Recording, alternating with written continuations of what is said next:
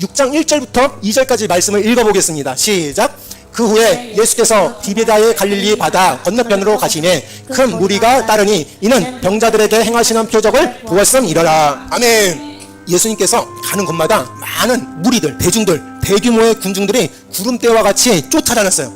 아침에 깨어나자마자 눈을 뜨자마자 예수님이 지금은 어디 계실까 막 쫓아다녔던 사람들이 군중들이에요. 대중들이에요. 많은 사람들이 쫓아다녔다라는 말씀이 있어요. 그런데 여러분에게 물어봅니다. 예수님이 가는 곳마다 따랐던 이 큰 무리들은 왜 따랐는지 다시 한번 읽어보면 답이 나올 거예요. 왜 따랐는지 한번 볼게요. 처음부터 읽어보겠습니다. 시작. 그 후에 예수께서 디베다의 갈릴리 바다 건너편으로 가시매 큰 무리가 따르니 이는 병자들에게 행하시는 표적을 보았음이라. 아멘. 예수님이 디베다의 갈릴리 바다 건너편으로 가실 때 그 가시는데 많은 무리가 거기도 따라왔다라는 거예요. 근데 따라갔던 이유가 무엇이냐면 이는 병자들에게 행하시는 표적을 보았음이라. 아멘. 그 큰 무리들이 예수님이 행하시는 표적, 예수님이 행하시는 기적, 예수님이 병자를 고치고 물리를 걷고 귀신 들린 자를 고쳐주는 그런 모든 것을 뭐라고요? 두 눈으로 뭐라고요? 보고 보았으므로 따랐다라는 거예요. 그러니까 이 군중들이 뭐 고차원적으로 영적으로 뭘 깨달으려고 따랐던 게 아니에요. 예수를 진짜 믿어서 사랑해서 예수님을 더 알기 위해서 따랐다는 게 아니에요. 예수님을 따랐던 이유는 뭐냐면 내가 어제 보니까 저 병자가 나병 걸렸는데 나았어. 예수님이 그 기적을 행했어. 그걸 두 눈으로 목격하니까 그때부터 따르기 시작했다라는 거예요. 혹여나 이럴 수도 있어요.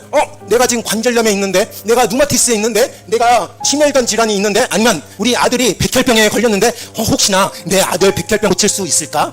혹은 내 누마티스를 고칠 수 있을까? 라는 그런 어떤 기대감으로 따랐던 사람들이 큰 무리가 따랐다라는 거예요.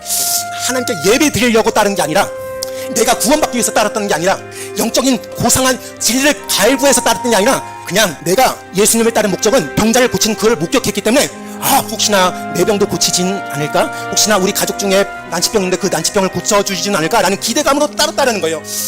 여기서 우리가 알 수 있는 거 뭐냐면 많은 사람들이 예수님을 따랐다고, 군중들이 많았다고, 사람들이 많았다고 다 옳은 게 아니다. 사람들이 많이 모인다고 다 좋은 모임이냐? 많은 사람들이 인기 있기 때문에 우르르 가는 게 그게 좋은 거냐? 아닐 수도 있다라는 거예요. 우리는 너무 숫자 노름에 휩싸여 있어요. 많이 모이는 교회는 으뜸인 교회라고 생각해요. 많은 사람들을 대절하면 으뜸인 줄 알아요. 그러니까 오늘 보세요. 예수님이 따랐던 큰 무리들은 뭐 고상한 영적인 체험을 하려고 온 게 아니라, 진정한 예배를 드리려고 온 게 아니라, 나 한번 고쳐보려고, 내가 병에 걸렸는데 그걸 고쳐보려고, 내가 눈으로 보니까 저 사람은 나음 받았어. 그럼 혹시 나는 안 그럴까? 라는 기대감으로 따랐다라는 거예요. 우리가 여기서 군중 심리에 대해서 알아야 되는데, 우리 너무 대중에 의해서, 여론에 의해서 왔다 갔다 타요. 그 군중 심리를 잘 조종하는 사람들이 정치인이에요. 정치인들이 사람을 많이 끌어모으기 위해서 얼마나 자극적인 이야기를 하는지 아십니까? 그 자극적인 이야기에 넘어가지 않는 여러분 되시길 주님의 이름으로 축원합니다. 그래서 우리의 힘을 보여줘야 돼. 라건데 그런 논리에 빠지지 않는 저와 여러분 되실 주님의 이름으로 축원합니다.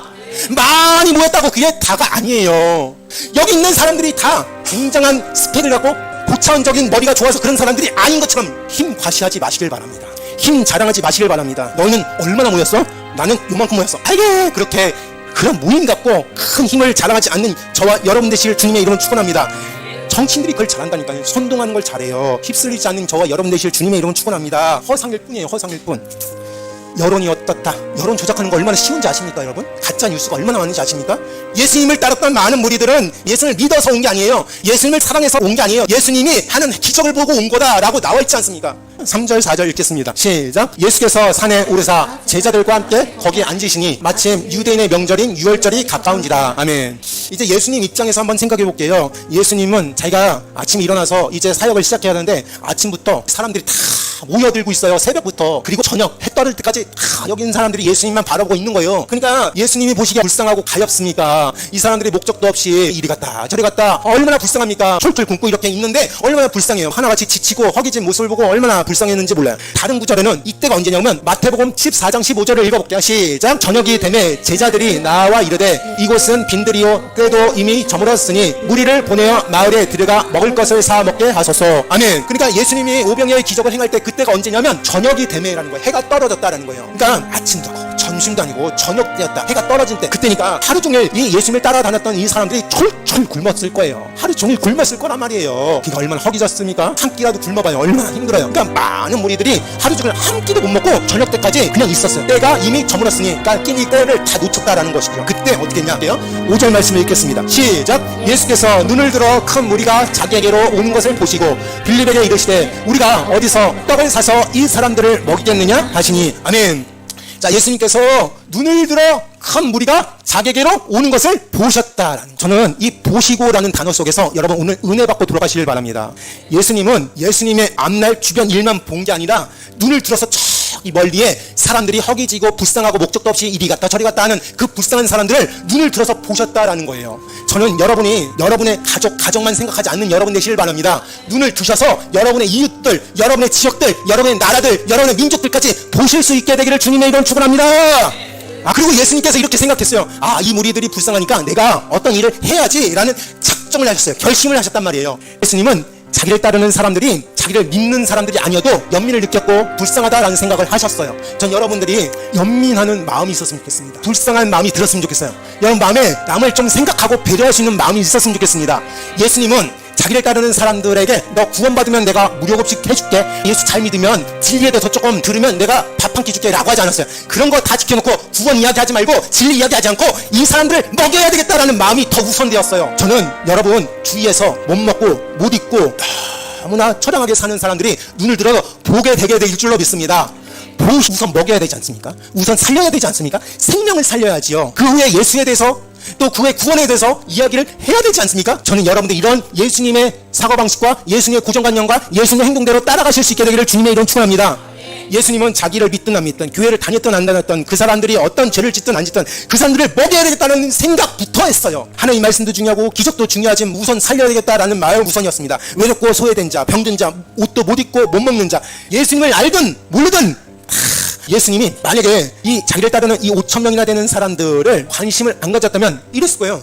야, 너 그냥 네 팔자라고 생각해. 너 굶는 거 그냥 네 사주팔자에 그렇게 있어. 너 부모 잘못 만나서 이렇게 따라다니는 거야 라고 생각할 거 아니에요. 근데 그러지 않았어요. 예수님은 그 사람들에게 뭔가 해주려고 하는 마음이 있었단 말이에요. 전 여러분들이 예수님 마음을 조금이라도 따라가실 수 있게 되기를 바랍니다. 네가 알아서 사 먹어라, 내 관심 받기라, 나는 관심 없다 라고 하지 않고 어떤 제스처를 취했어요. 어떤 행동을 취했단 말이에요. 다시 한번 읽어볼게요. 시작. 예수께서 눈을 들어 큰 무리가 자기에게로 오는 것을 보시고 빌립에게 이르시되 우리가 어디서 떡을 사서 이 사람들을 먹겠느냐 하시니. 아멘. 이제 언덕에 앉으셨어요. 그리고 나서 많은 사람들을 눈을 들어 보셨습니다. 그리고 나서 어떤 행동을 하기 전에 예수님께서 빌립에게 이렇게 말했어요. 빌립아, 이 사람들 떡을 먹여야 되겠는데 떡을 먹일 때 어디서 사지? 라는 질문을 합니다. 근데 이때가 언제예요? 아침이에요? 점심이에요? 저녁이에요? 저녁 때였다 그랬죠? 저녁 때면 여러분 이때 당시에 2000년 전에 팔레스타인 그 땅에 가로등이 있었을까 없었을까요? 가로등도 없었어요. 전기불이 있었어요? 없었어요? 백열등도 없었어요. 형광등도 없었어요. 그냥 이때 당시 때는 해가 떨어지면 다 샷하면 다 닫고 다 그냥 끝나는 거예요. 장사 끝나는 거예요. 장사 안 하는 거예요. 근데 예수님께서 빌립에게 우리가 어디서 떡을 사서 이 사람들을 먹이지? 라는 질문을 했다라는 것은 무슨 말이냐면 예수님도 알고 계셨어요. 지금 저녁 때이고 5천 명의 사람들을 먹일 빵가게에 문 닫았다라는 것을 예수님이 아셨어요. 그리고 생각해보세요. 5천 명을 만들 빵가게가 있을까요? 없을까요? 지금도 없어. 오늘날도 없어요. 오늘날도 보면은 그냥 구멍가게 있잖아요. 파리바게트, 뚜레르르 5천 명을 먹일 그런 어마어마한 규모의 빵을 전시하지 않았어요. 근데 이 사실을 예수님이 아셨을까요? 모르셨을까요?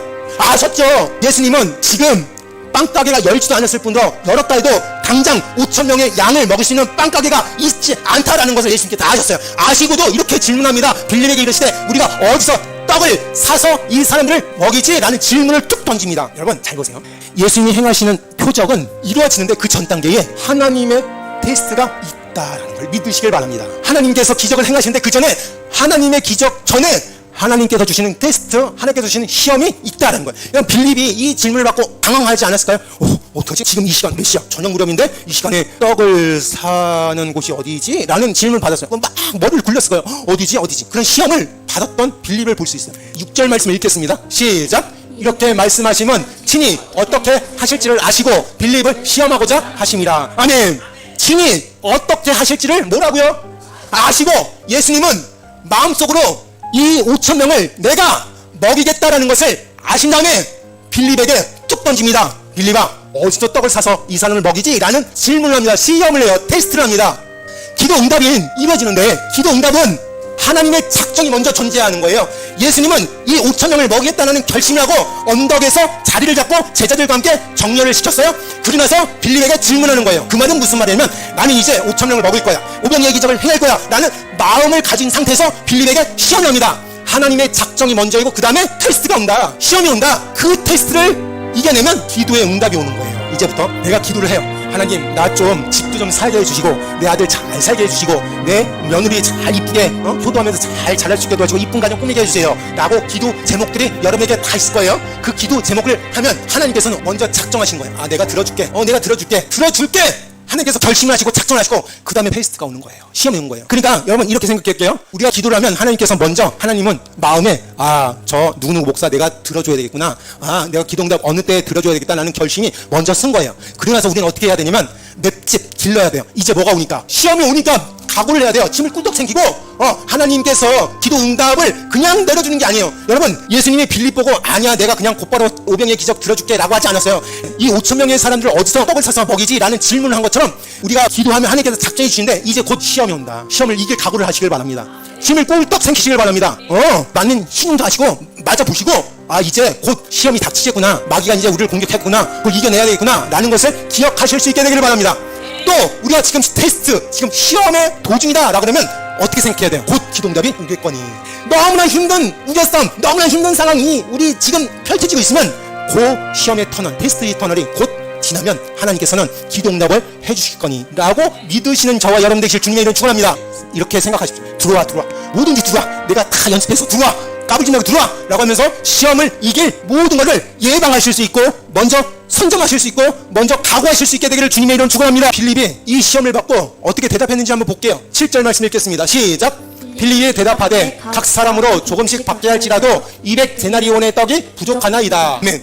빌립이 예수님의 시험을 받고 나서 대답을 기가 막히게 합니다. 엄청 똑똑하게 합니다. 막 머리를 굴려봐요. 5,000명의 사람들을 어디서 어떻게 어떤 식으로 먹이지? 라고 하면서 막 하고 나서 결론에 이르기를 각 사람에게 한 사람에게 조금씩 받게 할지라도 지금 상태로는 200데나리온의 떡이 부족하리라 라고 대답합니다. 1데나리온이 우리 일용직 노가다 하시는 분들 1일 그 품삯이에요. 그러니까 요즘 시대로 말할 것 같으면 한 15만 원 정도 되거든요.